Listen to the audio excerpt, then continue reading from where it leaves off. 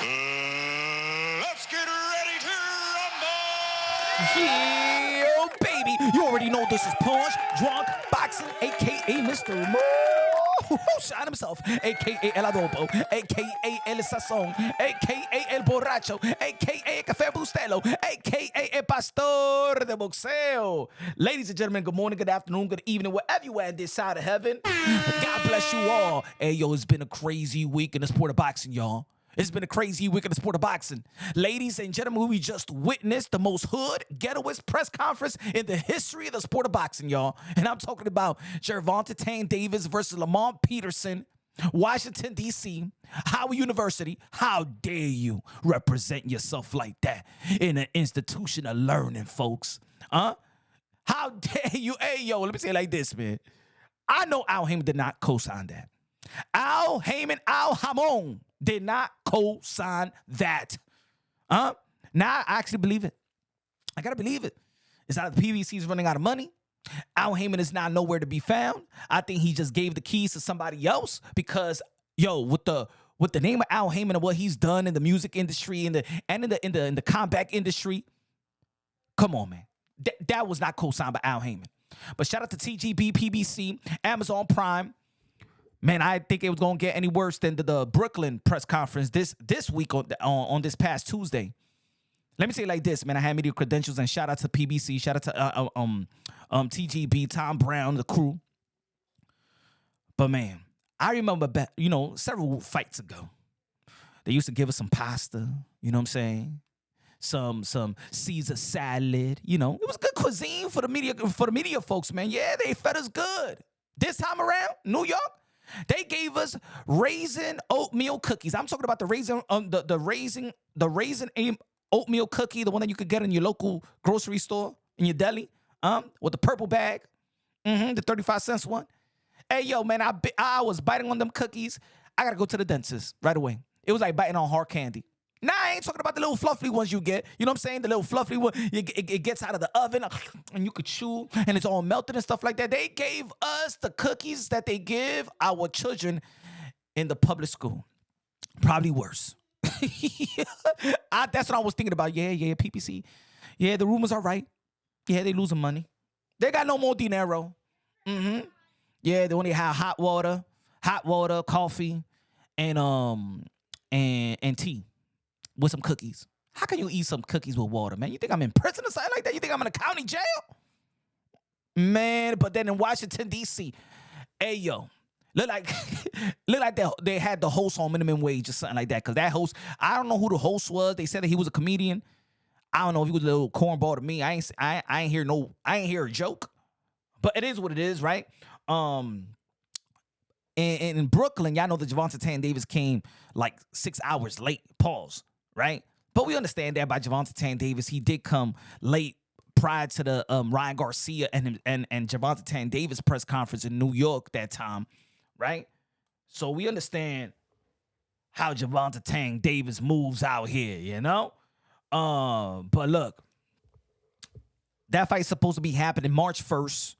The kickoff was this week. It's going to be happening on March 1st. Brooklyn, New York, Barclays Center. And Gervonta Davis has performed very good in the Barclays Center. Some great numbers when he fought Rolly out here, sold out crowd. And but yeah, man, there's a lot of people out there that's not happy with the opponent. Lamont Roach is a WBA champion in the 130-pound division. Again, Gervonta Davis is moving somebody up. And during the press conference and interviews, Gervonta Davis was alluding that he walks around in 140, 143. He's really not that big of a guy. We all know that Gervonta Davis is a small dude with a big punch. And him and Lamont Roach know each other very, very well.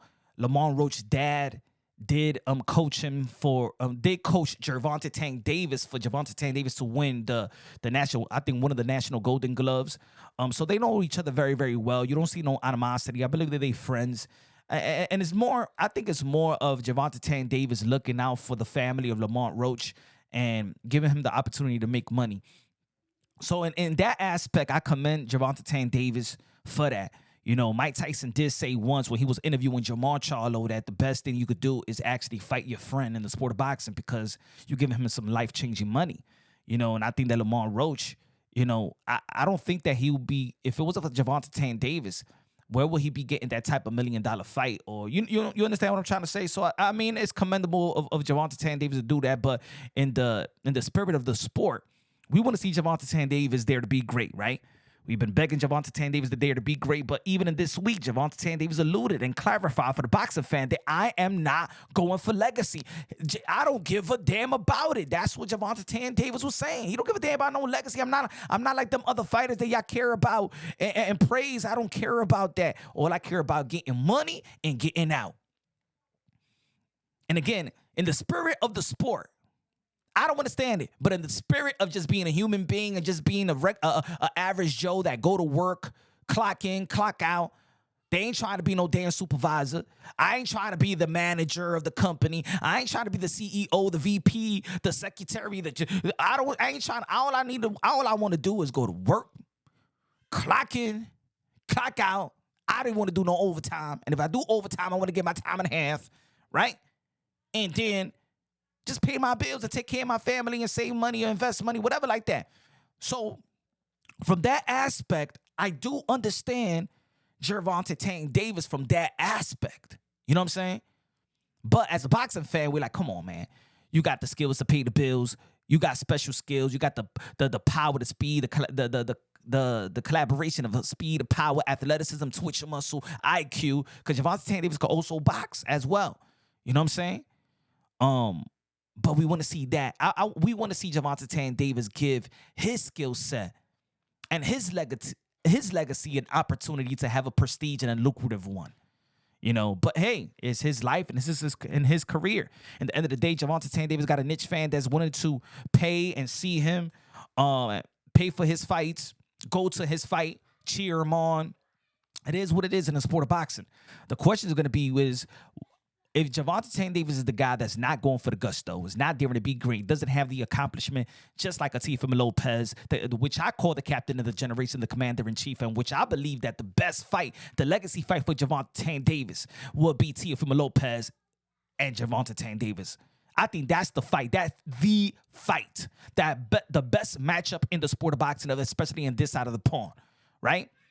And Gervonta Davis also alluded in the Brooklyn press conference that he's willing to move to the 140-pound division and actually fight Teofimo Lopez. And to be honest, Teofimo Lopez also doesn't walk around over 150 pounds. You know what I'm saying? Teofimo Lopez is a small dude as well, not as small as Gervonta Davis, but Teofimo Lopez walk around weight, keeps himself in shape, has a lifestyle of keeping himself in shape. He comes from the 135-pound division. So I could see Teo is actually a smaller guy than a Haney or not Shakur is a smaller guy, but I think he's taller than Teo though. I think that I could see Gervonta Davis trying to push a catch weight with Teo like in a 138-pound division, and I think that Teo can make that fight if the money is right and the situation is all good, right? But anyway, I think that guys like Teo and Shakur and Haney, they've been doing their thing, right, and accomplishments and things of that nature, and Gervonta Davis haven't. But then the question is, so if they're doing all the work, why the fans ain't behind them? Why they're not the cash cows? Why they're not the one that's putting those extra butts in the seats? So there's a contradiction, right? There's a contradiction because they be like, yo, we want Gervonta Davis to dare to be great and get some belts. Forget about that 3-division fake champion stuff that they be announcing. He ain't no damn 3-division world champion and stuff like that, right? Right? That they be announcing that. But then people, on the flip side, y'all go ish on Teofimo Lopez for not putting butts in the seats and not selling like Gervonta Davis. But y'all, it's crazy. Y'all want Teo to beat Tank and y'all want Tank to beat Teo. It's crazy. It's like I said when I was interviewing Steven Espinoza and Lamar Roach. I said, yo, it seems like the fans, the boxing fans, we all bipolar. We all contradict ourselves. A lot of hypocrisy within our assessment of these fighters and what we want from them, right? We got to be real. We got to hold ourselves accountable as well for being bipolar, damn it. You know? Gervonta Davis, the interviewer. There was an interviewer out there, man. He was drunk. He more drunk than punch drunk. He was asking Gervonta Davis. He was lying too, saying that Gervonta Davis was talking that now Oya Ino Uwe, the 4-division world champion, 2-division undisputed, was talking smack about Tank, which that was a lie. That was a pure lie. And then the same dude was asking Gervonta Davis that when you retire, you said that you will fight Shakur Stevenson. No, before you retire, you said you was going to fight Devin Haney and Shakur.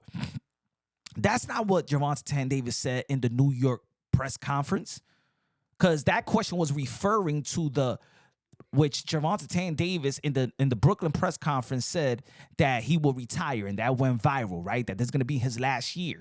That 2025 is going to be his last year, that he's looking to retire, looking to just be a dad to his beautiful princesses, right? And that went viral, right? So the way the guy that gave him that asked him the question in Washington D.C. was in reference to the question and the answer that was asked. And the way that Gervonta Davis answered it was in Brooklyn, right? He was asking that question in reference to that, because he asked them, before you retire, you said you will fight Devin and Shakur. Gervonta Davis replied, "Hey, yo, my man, I ain't never said that. Why you putting words in my mouth, man? You're not being you being disingenuous with the way that you interviewing, man. Who gave this guy a media credential? I never said that. You know what I'm saying? Because what Tank was saying in the Brooklyn interview, in the press conference, he was talking about a potential Ryan Garcia rematch in the 140-pound division. He will fight Teofimo Lopez. And then when he see Teo, that he will smack Teo, remember? Nobody said anything. Nobody even asked him about Devin Haney in the Brooklyn press conference. So now people are running around with, Tank is lying. No. Tank was referring to the question that was asked in Brooklyn to the question that was asked in the Washington, D.C., in which he never did say what the interviewer was saying. So Gervonta Davis was absolutely right for calling the interviewer out and disingenuous questions. Now, but he did say after, like when he kept talking, he said, "But for sure, I'll fight them." So I don't understand what people is crazy. People just be cutting interviews up and try to edit it and try to like come with their own. People don't know how to listen, but it is what it is. But also, folks, Riyadh season. Turkey Arlashikir. Here came with a great card in Saudi Arabia night, like Arabian day. Turkey Al-Sheikh is putting the pressure on everybody in the sport of boxing to do what he doing. Check this out. February 22nd, a card of the ages. We got Joseph Buatsi versus Callum Smith. I'm saying like this. In the UK, any other fight, this is a main event fight that actually do great numbers, could sell out an arena in any arena in the UK. That's the prelim fight. That's the first prelim fight of the Riyadh season in February 22nd. We got Zan back in the mix. We got Virgil Ortiz versus Mazramov. We're going to be talking about that, the situation with Jerron Boots Ennis. Jerron, a.k.a. Poos in Boots. Jerron Poos in Boots Ennis ducked Virgil Ortiz. We're going to be talking about that in just a minute. We got Carlos Adamas, El Dominicano, El Platanero, El Manguco, El Tres Golpes versus Shiraz. Wow, Shakur Stevenson going to be facing Kid Austin, Floyd Schofield, Kid Austin, the Phenom in 135-pound division. He called him out. He told his father said that his son is going to break Shakur Stevenson's jaw and break his face and break everything, his ribs and all that stuff. Shakur Stevenson, the 3-division world champion, said, "Yeah, you want that work? I am Mr. Miyagi, and you Daniel son. Let me go and show you. I'm going to show you something on February 22nd. We're going to seize that." And then we got Danny Dubois, the IBF heavyweight champion of the world, which I believe is fight of the year. Y'all already know if the referee would have called that low blow an illegal blow, man, he could have been undisputed right now. Versus Joseph Parker, the most active fighter in the sport of boxing. Yo, this is going to be a goodie, man. This is going to be a goodie. And then the main event, the rematch, Artur Beterbiev versus Dimitri Bivol. Wow. Wow, folks. What a card. You got to congratulate Turkey Al-Sheikh. I told you I would make boxing great again. I will make boxing great again like Donald Trump would make the American great again. I told you. I am the man. I am the best. I am Mr. Aladdin. I am the turkey. Not the turkey in Thanksgiving, but I am the turkey. But yo, man. Shout out to Turkey. Shout out to Turkey Al-Sheikh. People's been talking about if there's still gonna be if Canelo Alvarez and Crawford was gonna be in negotiations and Canelo Alvarez yesterday in an interview said, "Nah, I'm not in no negotiations. I won't be talking about any type of fights or any fights that I'm gonna be marinating or finalizing until January." And also Turkey Al-Sheikh in a recent interview also stated that he's not that he's already don't care about that fight with Turkey and Bud. I'm sorry, with Canelo Alvarez and Bud. I think that he lost confidence that fight could be finalized. Hopefully he can make something else. But yeah. So we want to see what Canelo Alvarez is going to be fighting because he doesn't have a lot of opponents left. If you want to stay in the 168-pound division, there's only a couple of names left. Not even a couple of names like M. Billy. I don't think that M. Billy made a statement versus Sergey Derevchenko for him to get the Canelo Alvarez fight. We got Demetrius Andre that's been a marinated fight for quite some time, ever since the 154, you know. But speaking about this week, man, I'm telling you, this has been a crazy week in the sport of boxing. You got in the 168-pound division. You got Demetrius Andre calling out Caleb Plant, calling out Edgar Berlanga. Did an interview with Punch Drunk Boxing. Did an interview, went out there to the Boxing Voice and calling out and making fun of Edgar Berlanga. Edgar Berlanga's going out there parading that he is. Hey, shout out to Edgar Berlanga. I'm from New York. He's from New York. I support New York fighters, but damn, Edgar Berlanga is actually celebrating like if he won the fight. Edgar Berlanga is actually celebrating like he won the World Cup. Like he won the World Series. Like he won the NBA Final. Like he won March Madness. Yo, this man is celebrating, had a parade with a couple of bikers out there. Like 7 bikers out there and called it a parade in Puerto Rico. Yo, crazy.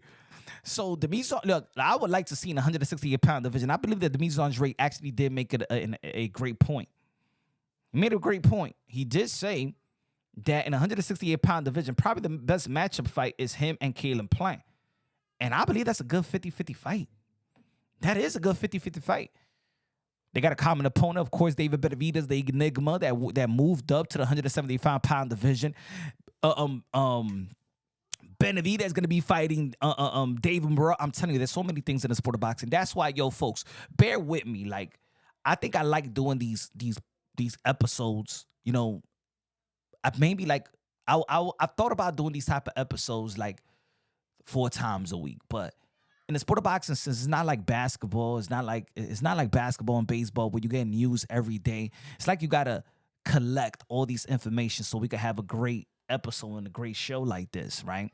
But David Benavidez and David Morrell, great fight. No belts, but great fight. And I think at this point in the sport of boxing, we want great fights. You know, we want great matchups because, of course, there's a lot of people that's confused about these belts, just like thus Gervonta Davis being the 3-division world champion. Now, going back to that, we're going to go back to the David Benavidez and David Morrell, but I just started thinking, because there was people out there that was trying to not recognize. It's funny. There was people out there that was not trying to recognize Teofimo Lopez as undisputed when he beat Vasily Lomachenko because they said that the other belt federations and the other belt federations did not recognize the WBC franchise. So I started thinking, everywhere that Gervonta Davis go, they say that he's the 3-division world champion, right? And shout out to my brother Ness from the Boxing Voice. He even says that Tank is the 3-division world champion.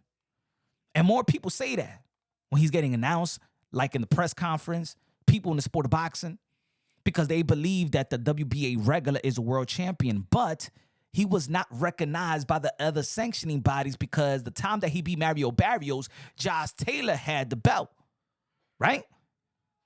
In the 135-pound division, T.O., Loma, T.O., Devin Haney, George Cambosa, they had the belt, right? So when were you a 3 or even a 2-division champion? But the same example got to be made with Teofimo Lopez. Y'all saying that the other belt federation don't recognize the WBC franchise, but the WBC recognize their franchise as the ultimate and supreme belt above, like Mauricio Sudamon, the president of the WBC, said, the franchise is put above any belt in the lightweight division. Nobody, and a lot of people, they don't want to recognize Teofimo Lopez because the narrative or whatever is that the other belt federation don't look at the WBC franchise, don't recognize the WBC franchise. When the other belt federation didn't recognize Gervonta Davis as their champion. They recognized Josh Taylor in 140 pound. In 135, they recognized Teofimo Lopez, Loma, Haney, and Camboso. So Gervonta Davis only won one belt, beating Jose Pedraza. That's his legacy. That's his legacy. Got to keep it consistent, folks. Got to keep it consistent. But going back to the David Benavidez and David Morrell in the sport of boxing, we're looking for matchups, right? For matchups, just like Virgil Ortiz versus Jerome. It could have been Jerome Boots Ennis, in which he ducked, and Turkey Alashiki did call out Jerome Boots Ennis for not answering my card. I was writing for this guy's card. Huh? He didn't call the Turk. He didn't call me back. I'd offer him $5 million in demand. He punked out. He's punked out. Yes. There's a lot of poos in boots. Yes. Poos in boots. But fans don't care about, fans care about the belts, but more fans care about the entertainment and the matchups, right? And this is why a Virgil Ortiz and Jerome Boots Ennis would have been a better fight than even Jerome Boots Ennis in the unification bout with Brian Norman Jr. Would you rather see, folks? Virgil versus Boots or Boots versus Brian Norman Jr.? Would you rather see Boots versus Virgil or Boots versus Mario Barrios? Let's be real. Let's be honest. So it don't matter, really. Championship don't matter. What you rather see? Would you rather see a catch weight with Gervonta Davis and Teofimo Lopez at 138, or championship fight with Tank versus Lamar Roach? What you rather see, folks? What you rather see? The rematch with Ryan Garcia and Devin Haney with no straps. And the first fight wasn't a strap either because, of course, Ryan Garcia, shout out to Ryan Garcia, he came out overweight. But, of course, he was dealing with a weight bully as well. And he's dealing with people with snack as well. I'm just keeping it real, stuff like that. I don't think that Osterin beat Devin Haney. I think it was the skills and the will of Ryan Garcia that beat Devin Haney. But Devin Haney is young enough to come back stronger. Go out there and seek that surgeon that's going to give you some knuckle implants. And then go out there to the gym and prepare. Hit that heavy bag like you never hit a heavy bag ever before. Just get knuckle implants, Devin. Get knuckles implants.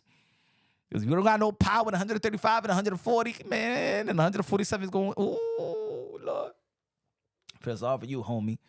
But he's still young enough, and he showed the fighting spirit when he was getting put down by Ryan Garcia. He just kept on getting up. Got put down, kept on getting up. Got put down again, kept on getting up. Got to give a lot of credit to Devin Haney. Testicular fortitude and mental fortitude. He probably got more mental. I think he could take a beating more. Put it this way, yo. At least I could say this. I could honestly say this, that Devin Haney got more of a will and more tolerance of pain than Ryan Garcia. Because Ryan Garcia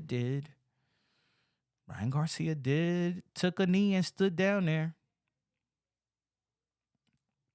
Um, but but there's more great things happening in the sport of boxing, right? We got you know, again, the Riyadh season, February 22nd. We got the March 1st with Gervonta Davis, and we're still waiting on the undercard of that fight. Hopefully hopefully the Mise Andre could get that fight with Caleb Plant. I think that's going to be a great fight. I think that will make the event as well. Almost like what Amanda Serrano versus Katie Taylor was for the Mike Tyson and Jake Paul event. They made that. They made that event legit, historic. You feel me? Amanda Serrano, Katie Taylor, man, I still can't get over. I still get goosebumps. I do believe that Amanda Serrano got robbed. I do believe that Katie Taylor is an extraordinary fighter, but when it comes to Amanda Serrano just hurts her to the point that Katie Taylor started going berserk. You know what I'm saying? Leading with the headbutts and stuff like that. Damn, man, for real, man. She gives more headbutts than a hooker in the strip. For real. But hopefully we get the trilogy, yo. Hopefully we get the trilogy. Hopefully we get Amanda Serrano back in the ring and stuff like that. Give me one sec. Yeah. Yeah, what I was saying that I think the Mise Andre and Caleb Plant could be the co-main of Gervonta Davis and Lamont Roach. I think that you know, that would be a good addition to the fight. Or maybe they could get the Mise Andre versus Jamal Charlo, or they could get a Jamal Charlo versus Caleb Plant or something like that, man. But I think it does need some type of facelift. That event does need a facelift, and I think it need a name like that. They was trying to say. I spoke to Tom Brown, TGB. Shout out to Tom Brown, giving me the opportunity to interview him. I know he doesn't do a lot of interview with anybody really, so I'm very you know gracious for him to give me the opportunity. He was talking about somebody probably in the DMV, probably the Russells, man. Probably get the rematch with Puello and Gary Antoine Russell. But I still think it won't give him that type of facelift because a lot of people don't know too much of Gary Antoine Russell nor Puello. Even though that's a great fight, maybe they could have that fight too and add the Mise Andre versus Caleb Plant. You know, I just think that it will be a hell of an event. You know, I just think, and everybody, mostly people from the East Coast as well. So I think it will be good. But want to see also, we saw the back and forth between, not the back and forth really, but Ryan Garcia is going to be having an exhibition in which Golden Boy Promotions, Oscar De La Hoya didn't feel that he's given the green light to it because he felt that they wasn't involved. They didn't know too much about it. And of course, you already know that Ryan Garcia is signed to Golden Boy Promotions. So Oscar De La Hoya is trying to get that moolah, trying to get paid. Where's my percentage, bro? Where's my percentage? You ain't gonna be doing no damn business without me, baby. I own you. I own you. But yeah, man. I guess you know, they want their cut. You know, and that's understandable by Golden Boy Promotions. Oscar De La Hoya said that he ain't gonna do no more Clackback Thursday. Damn, I love the Clackback Thursdays. Oscar De La Hoya was trying to blame it that people was trying to, you know, report him and that nobody's trying to let him speak facts. Nah. You can't use that excuse, Oscar De La Hoya. We got number 45, turn number 47. We got Elon Musk. Ain't nobody trying to shut down your Clapback Thursday. You just put your Clapback Thursday on X, formerly known as Twitter, and you ain't gonna get shut down. The thing is that I think that Oscar De La Hoya really put a foot in his mouth when he was saying that Kid Austin was a prospect, in which Kid Austin, Floyd Schofield, is his fighter, and he's in a contending position. He is the number 2 WBA ranked fighter, so he's in contentions to fight for a world title when he's not a prospect, but he called him a prospect.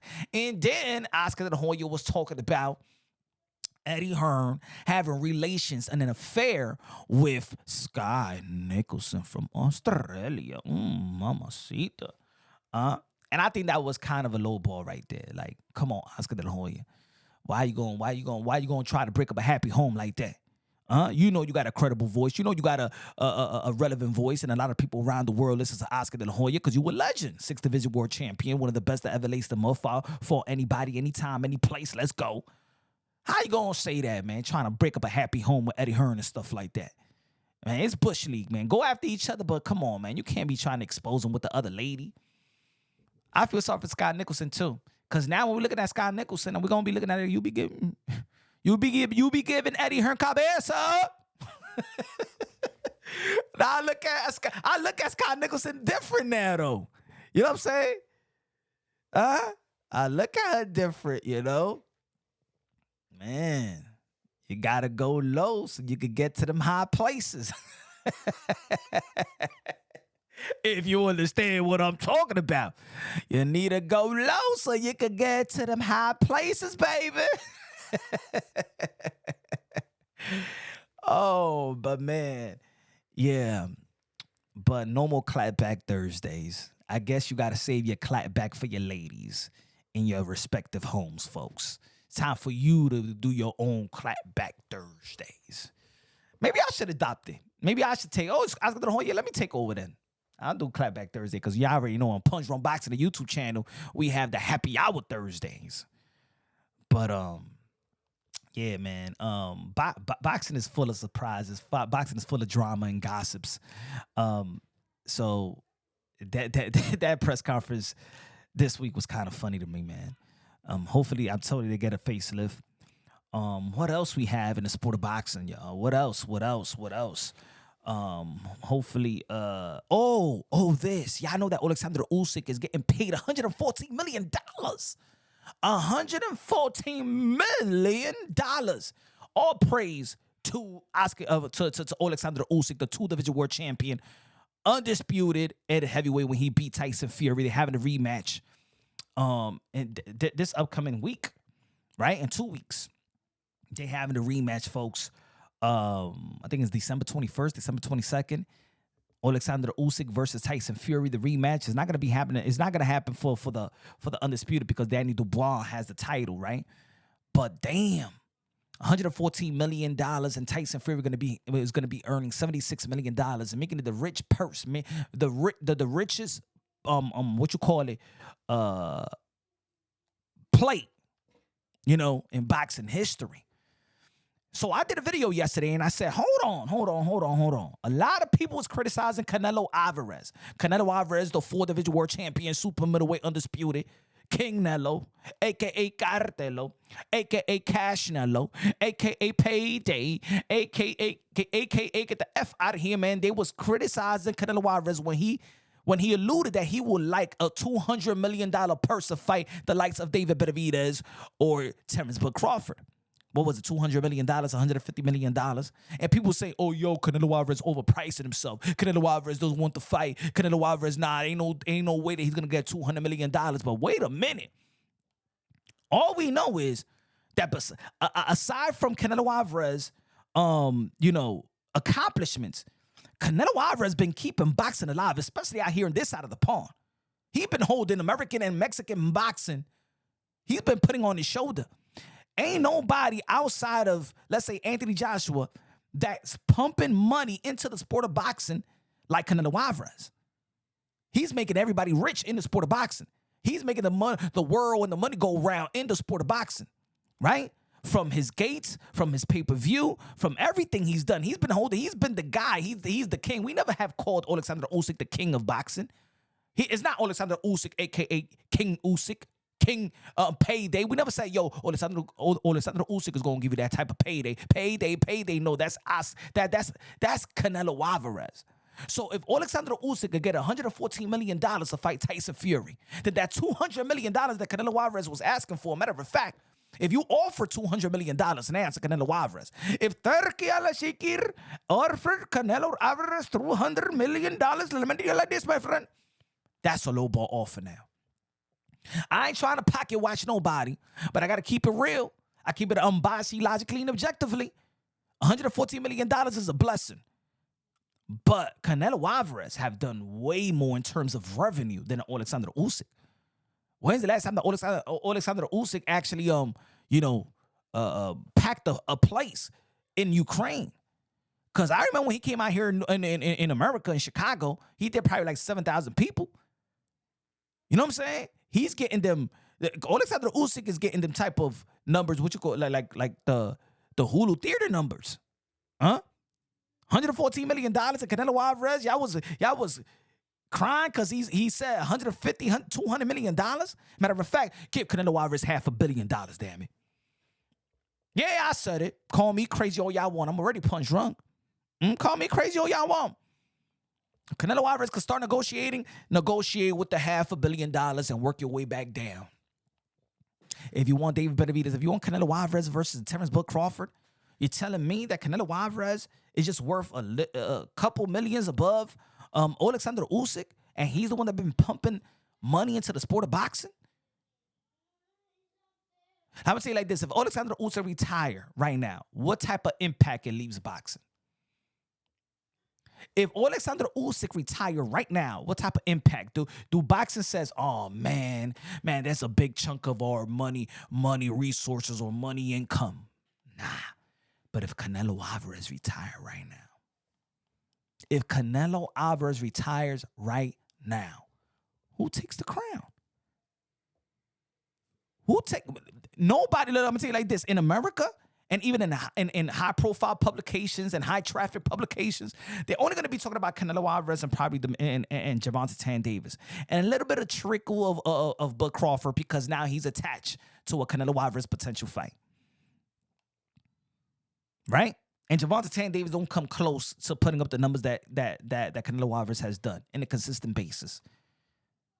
You take out Canelo Alvarez, you're taking out really boxing. Because again, he's the king of boxing. We never said Alexander Usyk was the king. So if he's getting $114 million, and Alexander Usyk was never labeled as a king, then that $200 million that Canelo Alvarez was alluding to is lowball. Yeah, I said it. Come on, somebody debate me on that one. You can't really debate me on that one. You can't. That's $200 million now. It's either lowball or it's either, you know what? It's respectable. Highly respectable. Highly respectable. But we want to see who Canelo. And yes, I'm not. And look, like I said, I'm not going with just the accomplishment because I'm saying like this: Alexander Usyk accomplishments is top tier. His resume is beautiful. His accomplishments is beautiful. But this is why I don't want. This is why I dare anybody to come out here to try to debate me and have a dialogue about. Well, dialogue, yes, but to debate me about it, no. You know why? Because if somebody says, and I'm reading on my Twitter and my X, formerly known as Twitter account, right? And people leaving messages and tweeting and stuff like that and saying, well, Alexander Usyk accomplished. He has much of an accomplishment or just much of a lucrative accomplishment than Canelo Alvarez and becoming a 2-division world champion and undisputed in the heavyweight division, in which we haven't seen an undisputed heavyweight in almost a quarter of a century. Right? So his accomplishment, somebody wrote to me, but his accomplishment is what got him the $114 million. That's why. Wait. So then when people want to debate and people want to discredit and devalue guys like Teofimo Lopez, remember we was talking about in the beginning, right? Guys like Teofimo Lopez, Shakur Stevenson, Devin Haney. But let's go with the Teofimo Lopez, right? Because there's more criticism of Teofimo Lopez saying, well, he never fought in pay-per-view. Well, he never sold out in arena. But his accomplishments is better than Gervonta Davis. But who gets paid more? Who gets paid more? Who put butts in the seats? Who gives that massive income and revenue, compared to both of them, right? The richest event in Washington, D.C., and that time when he fought Hector Luis Garcia. Oh, sold out the crowd in Barclays Center. One of the richest events in the Barclays Center. But he don't got accomplishment like Teofimo Lopez. But Teofimo Lopez ain't getting no damn $50 million, $114 million like Alexander Usyk. Huh? He ain't getting more than Tank. Huh? But see, with Canelo Alvarez, he got the accomplishments and he got the revenues and he's a box office appeal and he's pay-per-view and he put butts in the seats. Canelo Alvarez is everything. He's triple threat. He sells, he whoops some ass, he sells, and he's marketable. Alexander Usyk is not even marketable. Alexander Usyk is, I feel, and I'm a fan of Alexander Usyk. As a matter of fact, he's my favorite heavyweight. What I'm just saying is, yes, I love that he's getting this type of money, and you know what I'm saying, could feed his family for centuries and eras or whatever you want to call it, right? But if he's worth $114 million, the Canelo Alvarez, $200 million, is highly respectable. Highly respectable, folks. Yeah, man. So we're gonna be talking about some great things in the sport of boxing this fourth quarter. A lot of great potential fight early 2025. Again, we do got the David Benavidez and David Morrell fight, which is a great fight. Yeah, people may say that David Morrell is probably not that much of experience. I do have David Benavidez beating David Morrell. You got Pitbull Cruz back in the ring. We got the rematch with Brandon Figueroa versus Stephen Fulton. Two unified champions and stuff like that in the past. So that's going to be a good fight right there. Stephen Fulton and Brandon Figueroa. I'm not sure who's going to win that fight. I don't know if Stephen Fulton made a statement right after his loss versus Naoya Inoue. I like both of the fighters. As a matter of fact, I like Stephen Fulton even more, but I think the momentum carries with Brandon Figueroa. So I'm going with Brandon Figueroa on that one. With the David Benavidez and David Morrell, I got David Benavidez beating David Morrell. Also this past week, Teofimo Lopez offered Devin Haney $2.4 million in a 55-45 split pay-per-view. And Bill Haney clarified that with the likes of the boxing voice, Nestor Gibbs, and said that was a low ball offer, but it was legit. So Devin Haney ducks Teofimo Lopez once again, and it is what it is. I'm not surprised by it, especially after he got beaten by Ryan Garcia from pillar to post. I'm not surprised he ain't trying to get back in the ring with a power hitter and the experience and the quickness, and the IQ of Teofimo Lopez. I think the Devin Haney. I don't know.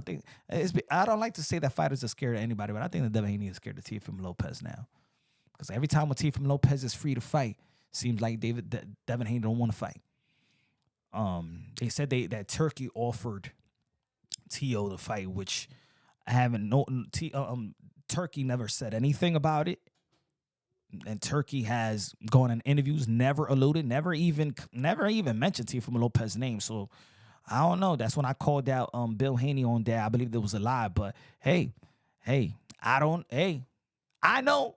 But I guess y'all don't want to ask the right question. The only punch run boxing got to ask the right question, because y'all scared. Other people are just scared. But shout out to Bill Haney and stuff like that. But yeah, I don't know what's going to happen for Devin Haney next. He's still a free agent. Ryan Garcia, hopefully he gets that exhibition, just to get him busy, right? And then he'll come back, get his license back in April, and get a good fight. Gervonta Davis. 2025. I would love to see Gervonta Davis I would like to see a rematch with Ryan Garcia again, but it got to be on an even playing field. He was already talking about that he can't fight over 140, or he's skeptical going to 140, because did you hear what Gervonta Davis said? He said that the punches is different. He feels every punch. I don't like that type of talk though. Oh, because you feeling it. You feeling the punch? Also, that's why you fighting guys at 130 moving up, because you can't feel their punches. We got to hold Gervonta Davis accountable for that one too. I think that went over people's head, but I'm going to do a video about it. But shout out to Tank. Shout out to all the modern day warriors, modern day gladiators, the one that put their life on the line for pure entertainment. Shout out to Floyd Schofield, Kid Austin for daring to be great. And also shout out to Ben Whitaker. Ben Whitaker from the UK, the Cassius Clay of the UK, Benzo, Surgeon. Trying to get that Liam Cameron fight again. And I'm going to tell you like this. When Ben Whitaker get a hold of Liam Cameron, I'm going to tell you like this. He's going to reconstruct Liam Cameron's face. Watch. I'm going to bring the animal out of Ben Whitaker. Shout out to Ben Whitaker. Can't wait. I want to see Josh Kelly move up. Do you know, guys, there's only 2 champions in the UK? I believe so. Man, that's sad. That's sad, man. UK is supposed to be the one that invented the Queensberry rules, and they don't got no champ. Hey, yo, they got more Dominican champions They got just as much Dominican Republic champions than UK champions. And we ain't even known for boxing. But anyway, shout out to everybody. Shout out to all the modern day wars and modern day gladiators. Shout out to all the boxing content creators, one that break it down unbiasedly, logically, and objectively. This week we probably hit another episode and stuff like that because there's gonna be some type of fights and events, and of course gonna be talking about it. Gervonta Davis said he want to call out somebody. He's gonna call out somebody in the post-fight interview, and I truly think it's gonna be Teo or Jake Paul. That's what I think he's gonna be calling out, Teo or Jake Paul. He said he want to smack the ish out of Teo. What y'all think about that? He said when he see Teo, he gonna smack the ish out of him, and that's in reference of Teo saying, whichever, when they asked him about who he want to fight more, Tank or Bud, and he said whichever monkey want to get the banana. Whichever monkey want to get the banana. Cormel, 14 pounds over. Forgot to talk about that. But he's young. He ain't got no titles. He's young. Around that time, around these fights, nobody even cares about, what weight class you're really fighting because there's so many catch weights. In the beginning of these fighters' career, let's say if you a 135 pounder, you get these fights as 139. 140, 141, 144. That's what I was talking about with Frank Martin, leading up to the Frank Martin and Gervonta Tank Davis fight. Frank Martin never fought as a lightweight in the amateurs.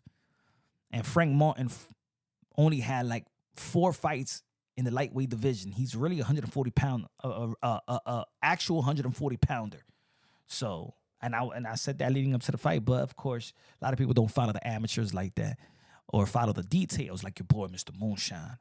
But anyway, folks, man, subscribe to the channel, smash the like button, leave a review, comment on podcast, Apple Podcast, Spotify. Show your love, show support, become a member to the channel, buy the merch. You know what I'm saying? Love y'all. God bless, and on to the next.